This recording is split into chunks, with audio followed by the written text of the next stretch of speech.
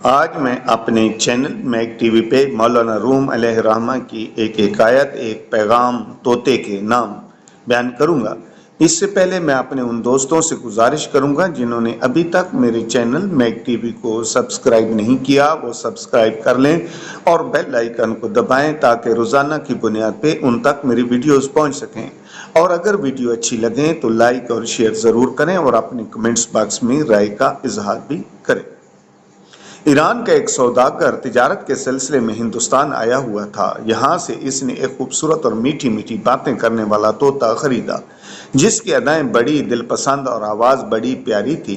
وہ تاجر اسے اپنے ملک میں لے گیا۔ وہ باتیں کر کے نہ صرف تاجر کو خوش کرتا تھا بلکہ ہر عام و خاص کا دل اپنے نغموں سے خوش رکھتا تھا۔ ایک دفعہ وہی سوداگر تجارت کی غرض سے دوبارہ ہندوستان جانے لگا اور روانگی سے قبل اپنے اہل خانہ اور غلاموں سے پوچھا کہ وہ ان کے لیے ہندوستان سے کیا کیا لائے۔ ہر ایک نے اپنی اپنی پسند بتائی۔ طوطے سے کہا، تم بھی بتاؤ تمہاری کیا فرمائش ہے؟ طوطے نے کہا، میری صرف یہ درخواست ہے کہ دوران سفر جب تم فلاں دریا کے پار ہو جاؤ گے تمہیں وہاں ایک پرفضا جزیرہ نظر آئے گا۔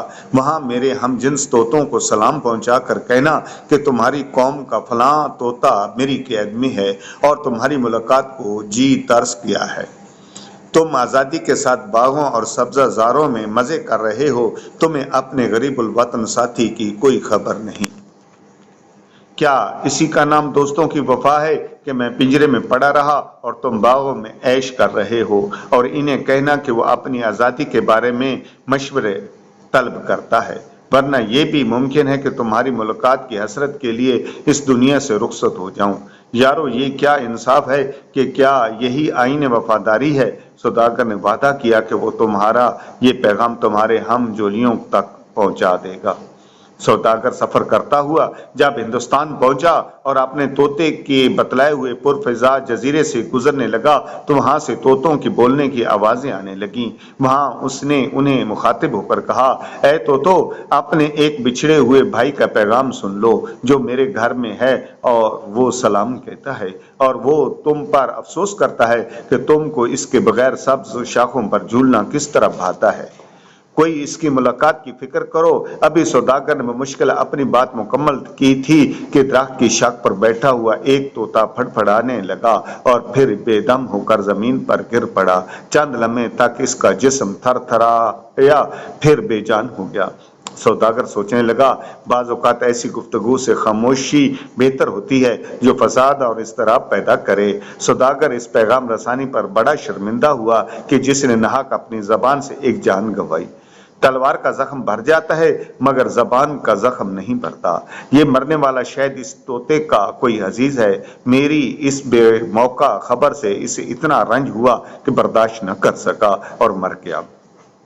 وہاں سے افسوس کرتا ہوا رخصت ہوا۔ کچھ عرصے بعد کاروبار سے فارغ ہو کر جب اپنے وطن واپس آیا اور اہل خانہ کو ان کے حسب فرمائش تحائف دیے، طوطے نے پوچھا، کیا میری فرمائش پوری کی؟ میرے ہم جنسوں نے کیا جواب دیا اور تو نے کیا دیکھا؟ سوداگر نے ایک سرد آہ بھری اور چہرے پر رنج و الم کے آثار نمودار ہونے لگے۔ کہنے لگا، بہتر یہی ہے کہ جو کچھ ہوا مت سن ورنہ تجھے صدمہ ہوگا۔ میں خود تیرا پیغام دے کر پچھتاتا ہوں۔ اب تک اس کی مذمت میرے دل میں ہے کہ کاش میں پیغام نہ پہنچاتا۔ طوطا بولا، اے مالک، ایسی خدا نخواستہ کیا بات ہوئی جو تو زبان پر لاتے ہوئے ڈرتا ہے؟ بے تکلف بیان کر، اب جو ہونا تھا ہو گیا۔ سوداگر کہنے لگا، جب میں ہندوستان کے اس پرفضا مقام پر پہنچا وہاں کے طوطوں کو تیرا پیغام دیا اور جو تیرا حال تھا سب بیان کیا۔ معلوم ہوتا ہے کہ ان میں ایک طوطا تیرا درد آشنا اور عزیز تھا۔ میری باتیں سنتے ہی پھڑپھڑا کر گرا اور تڑپ تڑپ کر مر گیا۔ شاید اسے تیری گرفتاری کا اتنا رنج پہنچا تھا کہ وہ برداشت نہ کر سکا۔ اس کے یوں دم دینے سے میں بے حد پشیمان ہوں۔ دیکھتے ہی دیکھتے سوداگر کے طوطے کے بدن پر تھر تھری چھوٹی، آنکھیں پتھرا گئیں اور صرف ایک آواز ہائے نکالی، قفس کے اندر گر پڑا اور تڑپتے ہوئے جان دے دی۔ सौदागर ने अपनी आंखों के सामने प्यारे तोते को मरते हुए देखा तो गम अंधों से निढाल हो गया।